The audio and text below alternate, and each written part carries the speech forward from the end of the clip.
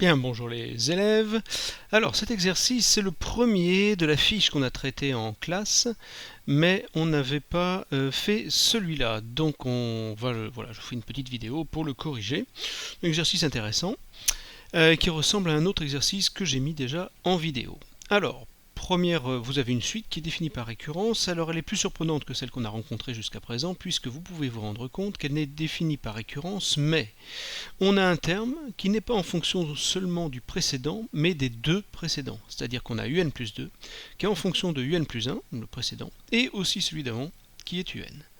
Donc évidemment, dans ces cas-là, vous avez besoin non pas d'un premier terme, mais de deux premiers termes pour initialiser la suite et pour pouvoir ensuite calculer le troisième terme qui sera U2. Alors d'abord, c'est effectivement la question qu'on vous pose puisqu'on vous demande de calculer U2. Bon, le principe est le même, d'après la formule de récurrence, c'est 6 fois le précédent moins 5 fois celui d'avant, qui était donc U0. Avec les valeurs que nous avons, ça fait 12, 6 fois 2, 12, moins 5. Nous obtenons donc que U2 vaut 7. On vous demande U3, le principe est le même, c'est donc 6 fois U2, 6 fois 7, 42, moins 5 fois U1, 5 fois 2, 10. On obtient donc 32. Et on vous demande enfin de calculer U4. Alors vous ferez le calcul, je vous donne le résultat, on trouve 157.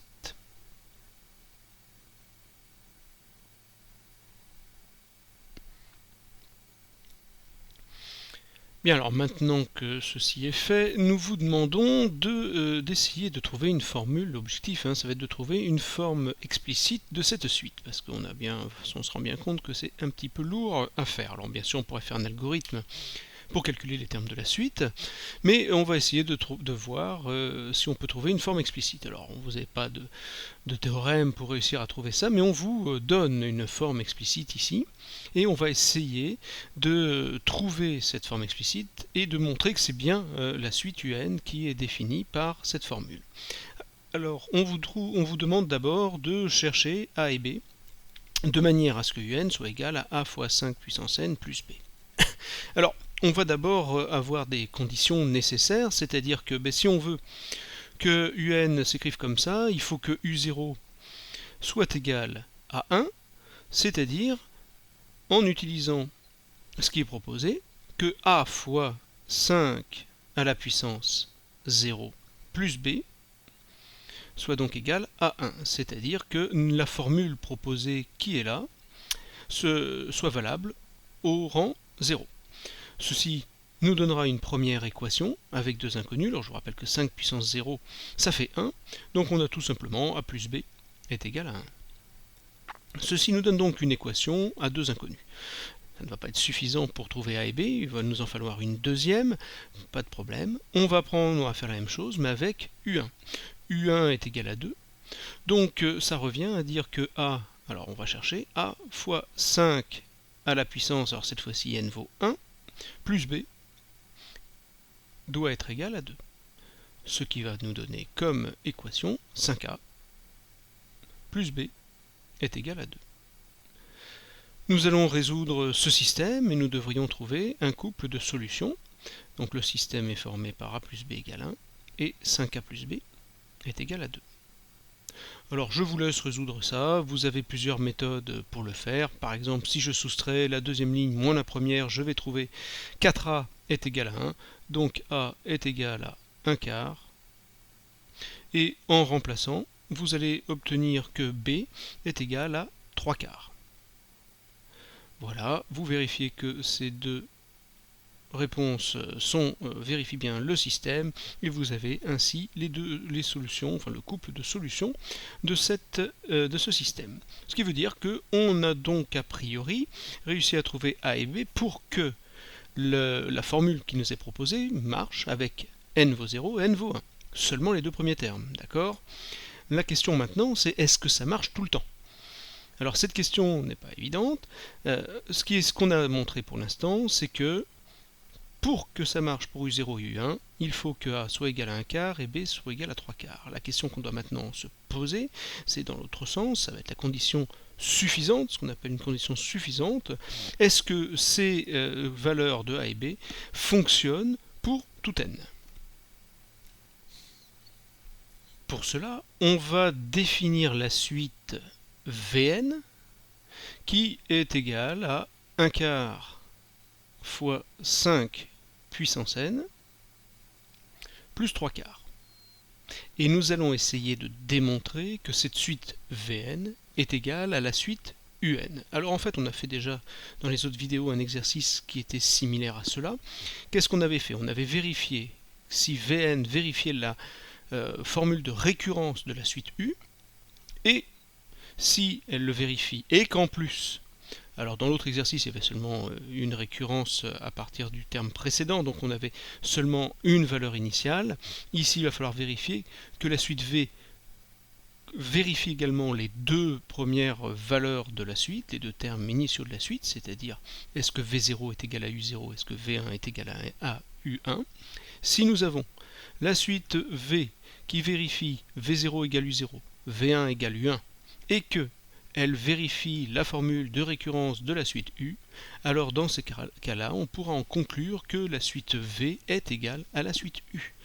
Et qu'en fait, donc c'est la même suite, et donc on aura la suite U aura pour formule explicite ce que je viens d'écrire, 1 quart fois 5 puissance n plus 3 quarts. Donc la question qu'on va donc essayer, à laquelle on va essayer de répondre, c'est a-t-on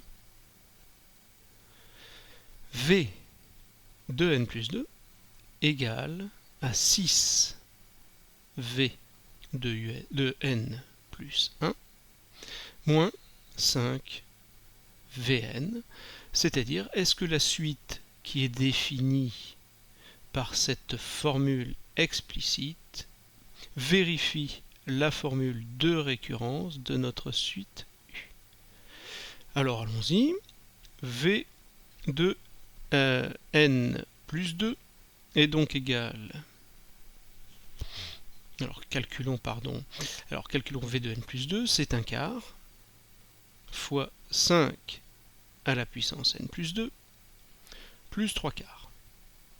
Je vais maintenant essayer de voir si 6 facteurs de Vn plus 1 moins 5 V indice n est égal à la même chose.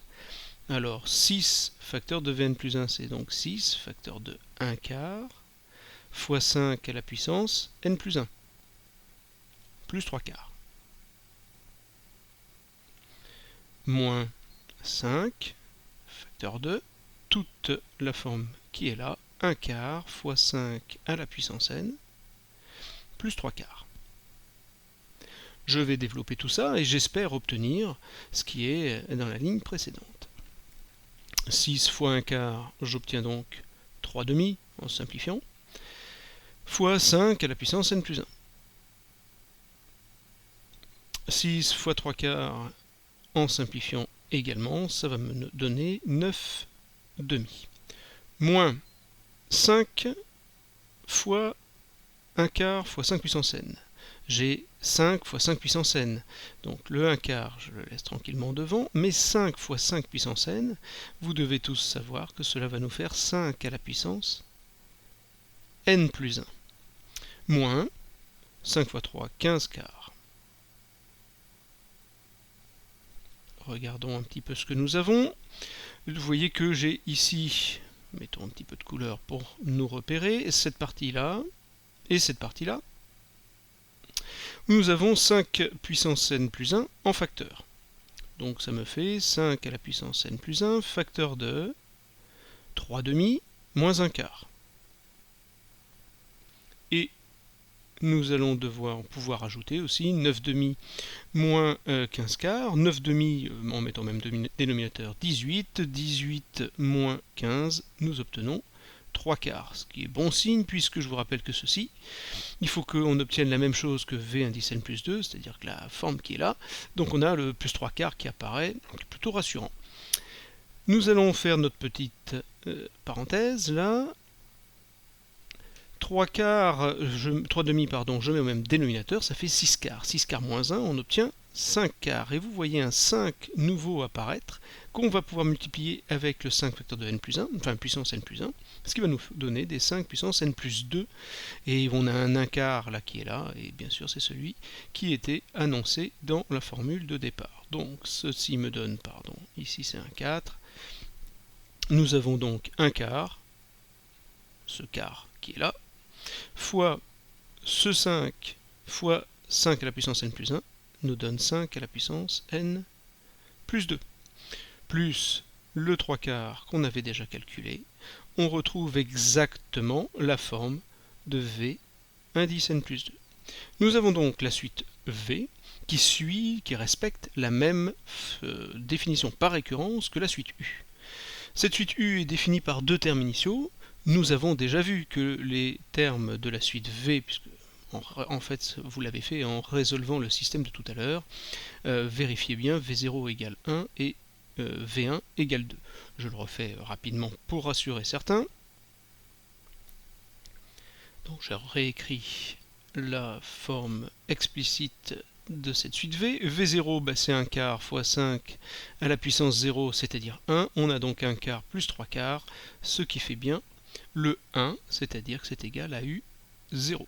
Il faut également que nous ayons V1 qui soit égal. On a donc 1 quart fois 5 plus 3 quarts. Nous avons donc 5 quarts plus 3 quarts, ce qui nous fait 8 quarts, c'est-à-dire 2. Et bien sûr, on retrouve U1. Conclusion de tout ça, la suite V est identique à la suite U. Nous avons donc la possibilité d'avoir la suite U soit sous sa forme ici de récurrence, ou bien on a la forme explicite, maintenant qu'on l'a démontré qu'elle était égale à V, qui est donc 1 quart fois 5 puissance n plus 3 quarts. Ce qui va bien sûr être beaucoup plus pratique pour calculer un terme de cette suite. On s'est amusé à vous demander U10, il vous suffit de remplacer n par 10.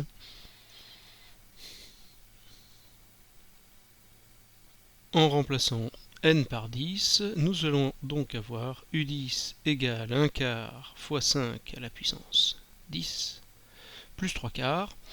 Prenez votre calculatrice et vous allez obtenir, alors que je retrouve ça, 2 441 407. Voilà, sauf erreur de ma part. Voilà pour cet exercice qui est terminé et qui complète assez bien un exercice qu'on avait déjà fait. Vous avez déjà une vidéo à votre disposition. Voilà, alors c'est fini pour les suites.